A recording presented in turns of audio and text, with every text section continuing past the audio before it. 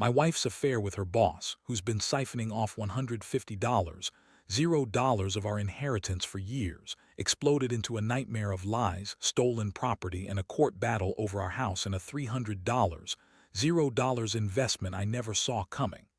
Hello, everyone. Dear listeners, please share your thoughts in the comments section below.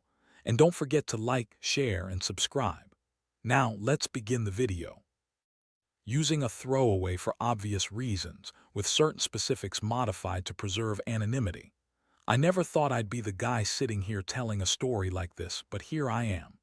Honestly, the whole thing feels like a bad movie. It started with little signs, things I brushed off because I didn't want to believe the worst. My wife, Lisa, was always a bit bitchy when she didn't get her way, but lately she'd been downright cold and distant.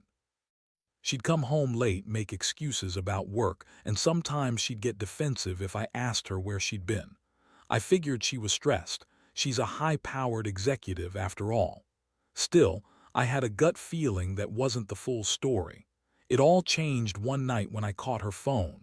I was in bed scrolling through my own stuff when I saw a message pop up. It was from a number I didn't recognize, and the message was clear. "Can't wait to see you tonight, miss you already." I froze. I stared at it for a second, then looked at her phone, which she left on the nightstand. She was asleep, or so I thought. I picked it up and my stomach dropped. There were dozens of texts, photos, and even a few explicit messages that made it clear she was having an affair. And it wasn't just some fling. She was sleeping with her boss, a guy named Mark. I couldn't believe it. I felt like someone punched me in the gut. My mind raced. How long had this been going on? Was I blind? Did I miss the signs? I felt a mixture of anger, betrayal, and sadness. I wanted to wake her right then and there, but I knew that wouldn't do any good. Instead, I quietly took her phone and put it back. My hands were trembling. I didn't sleep that night, just lying there, trying to process what I'd found. The next morning, I confronted her. I didn't yell at first, I just asked her to sit down. Her face was already tight, like she knew she'd been caught. I showed her the messages. Her reaction was classic: denial, then anger, then more lies. She told me it was a mistake, that she loved me but she was stressed, that Mark was just a fling, that it didn't mean anything. She called me paranoid, said I was overreacting, that I was insecure. But I knew better. The evidence was right there. No way that was just a one-time thing. The shock hit me hard. I felt sick. How could she do this? After all these years, after everything we built. I'd always trusted her, and now I felt like a fool. I wanted to yell, to cry, to do something, anything to make it stop. But I just sat there, staring at her, trying to hold it together. Inside, I was already planning my next move because I knew this wasn't going to end with just a simple apology. The betrayal ran too deep. I felt my world crumbling around me, and I realized that I had to decide whether I was going to fight for us or walk away. After that first confrontation, everything changed. Lisa kept up her act, throwing out words like it was a mistake. "I'm sorry," and it meant nothing, but I wasn't buying it anymore. The trust was shattered. I started noticing things, small, subtle changes in her behavior. She became even more defensive when I brought up her whereabouts, and she started hiding her phone more often. I'd catch her slipping away to answer a text or make a call, and her tone would get sharp when I asked questions. The girl I married was gone, replaced with someone I barely recognized. One evening, I decided to do some digging. I wasn't about to let her continue lying to me. I went through her emails, her social media messages, anything I could find. That's when I stumbled upon something worse. She'd been siphoning money from our inheritance, about $150, $0 over the past few years, money I had no idea was missing. Turns out, she'd been funneling it into an account she kept hidden, supposedly for emergencies. But instead, she was spending it on fancy dinners, trips with Mark, and who knows what else. That was the real reason she was so stressed. She'd been living a double life, draining our savings while I was working my ass off. I felt a mix of rage and betrayal. How could she steal from us like that? We had plans, dreams about a house, a future. And she was out there lying, cheating, stealing from me behind my back. I started to see the picture clearly. Lisa had been planning this for a while, using her job as a cover, and Mark was just the latest piece in her game. I couldn't believe I'd been so blind. I'd always thought of her as ambitious, driven. Turns out she was just selfish and manipulative. The more I uncovered, the angrier I got, not just at her but at myself for not seeing it sooner. I'd always been the one supporting her, working long hours to give her a good life. And she was out there, screwing around and stealing from us. I knew I had to do something, but I wasn't sure what. I started to plan my next move, knowing I needed hard evidence to confront her properly. I needed to make her see that I wasn't going to be a fool anymore. The betrayal was worse than I thought, and I knew this wasn't just about the affair. It was about the money, the lies, the entire life I thought I knew. I couldn't just walk away from this without a fight. I had to get to the bottom of her lies, hold her accountable, and figure out what this meant for us. The first step was confronting her again, but this time I was armed with facts. I had to see how far she'd go to cover her tracks, and I knew that was only the beginning of a long, complicated battle. After I gathered enough evidence to make my case, I knew the next step was inevitable, confronting Lisa again, but this time with everything laid out on the table. I didn't want to do it impulsively, so I waited a few days, planning my words carefully. I wanted her to understand that I wasn't just hurt, I was furious. When I finally sat her down in the living room, her face was already tense, like she knew I'd found out more. I laid out everything I'd uncovered. The affair, the messages, the stolen money, $150, zero siphoned from our inheritance, drained into some secret account she'd kept hidden. I watched her face drain of color as I spoke. Her eyes darted around, trying to come up with some excuse, some lie to brush this off. She tried to deny it at first, claiming she'd only been confused. That Mark was just a distraction from her stress at work. But I wasn't buying it. I told her I knew the truth, that I had proof, and that I wasn't going to be played anymore. Her reaction was typical, defensive, bitchy, full of lies. She insisted she loved me, that she'd made a mistake, that Mark had only been a fling, and that the money was just for emergencies, which was a crock. She kept crying, saying I was overreacting, that I was paranoid. I felt like I was talking to a stranger, someone who had no remorse, no shame. I told her I wanted her to leave the house. I needed space to think, and I told her I was done with her lies. That was the moment I realized I couldn't trust her anymore, not even a little bit. That night I was a mess. I felt like my entire world had shattered. I couldn't sleep. Kept replaying everything in my head, her sneaky phone calls, her lies, the money she stole.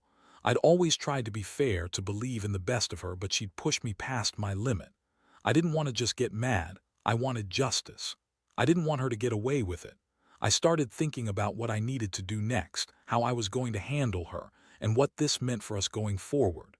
The next morning, I woke up with a plan.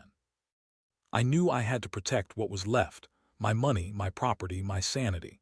I reached out to a lawyer who specialized in financial fraud and family law. I told him everything, and he advised me to start documenting everything: bank statements, emails, texts.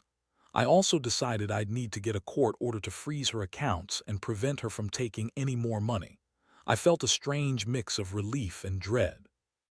Part of me wanted to fight for the marriage, but deep down, I knew it was over.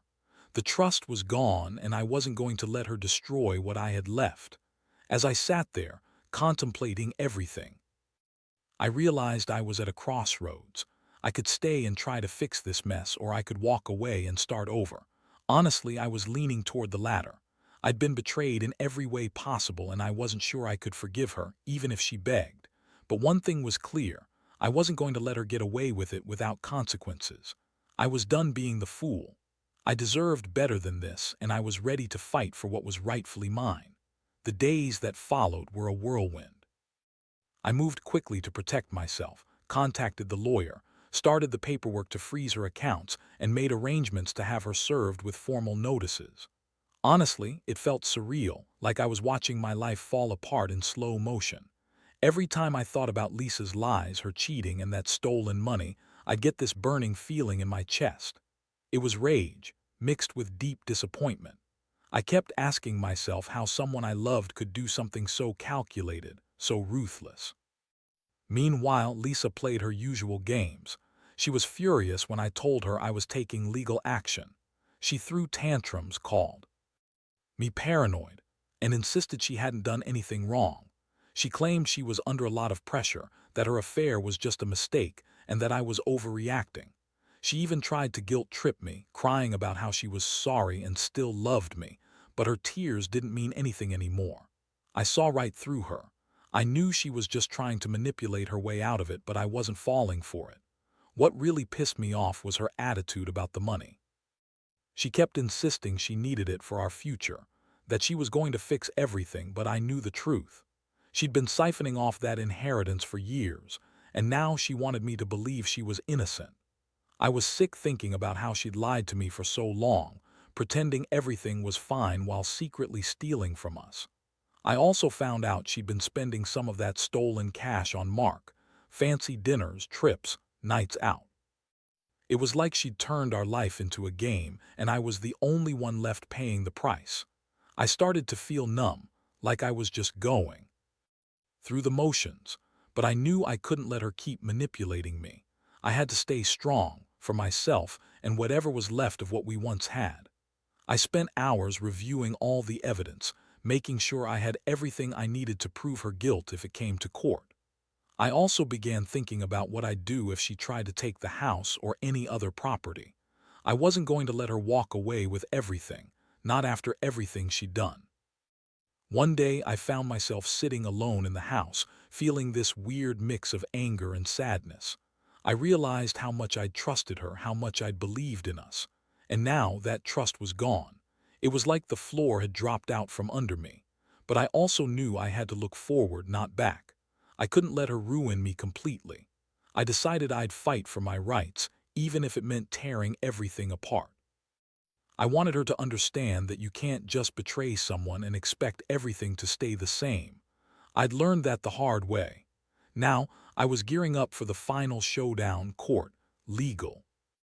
Battles, whatever it took. I wasn't going down without a fight. The legal process moved faster than I expected, which only added to the chaos. The court hearings were intense. Lisa was trying every trick in the book to spin her story, claiming she was the victim, that I was overreacting, or that I was trying to control her. But I had all the evidence. The bank statements, the hidden accounts, the texts, the emails. I handed everything over to my lawyer, who was relentless. It was clear she'd been hiding a lot, and her lies started crumbling under cross-examination.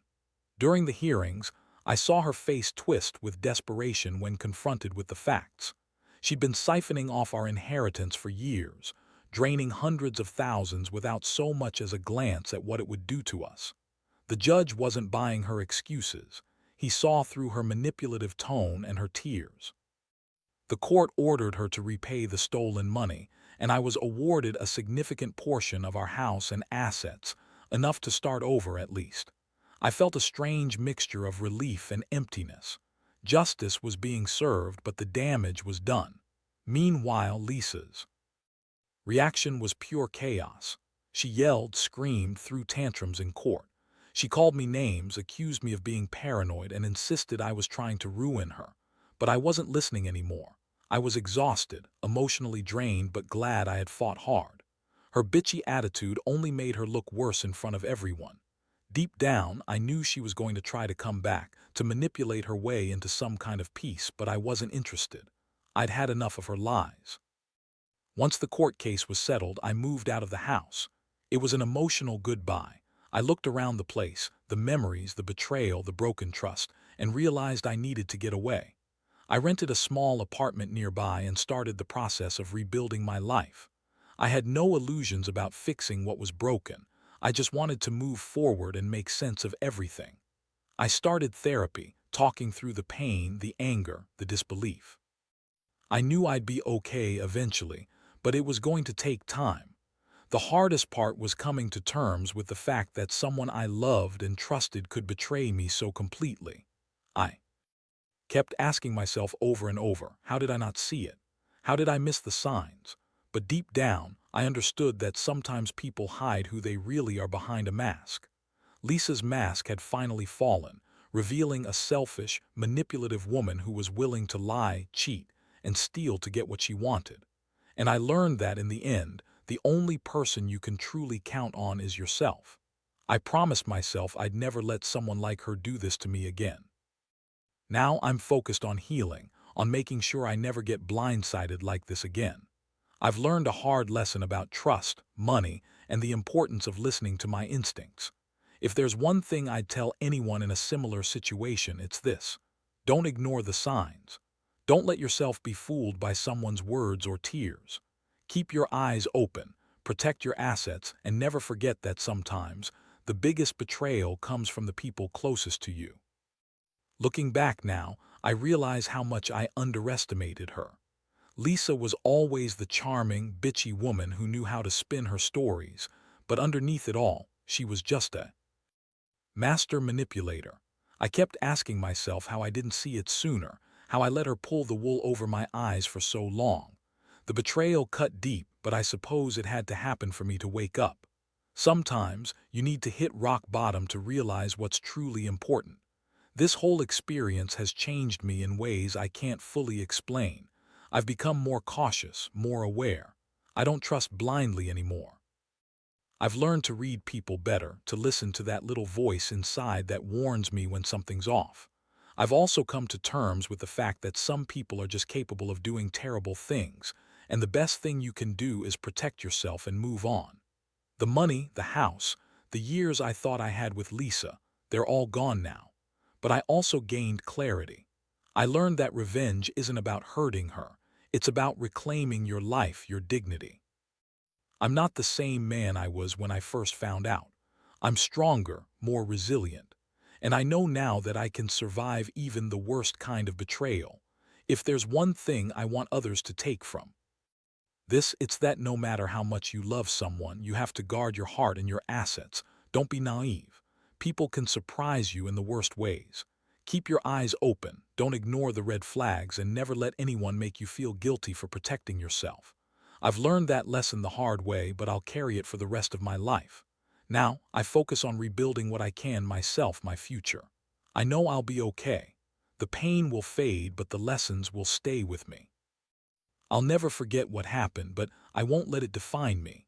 I've come out of this stronger, and I'm ready to start over, smarter and more prepared for whatever life throws next.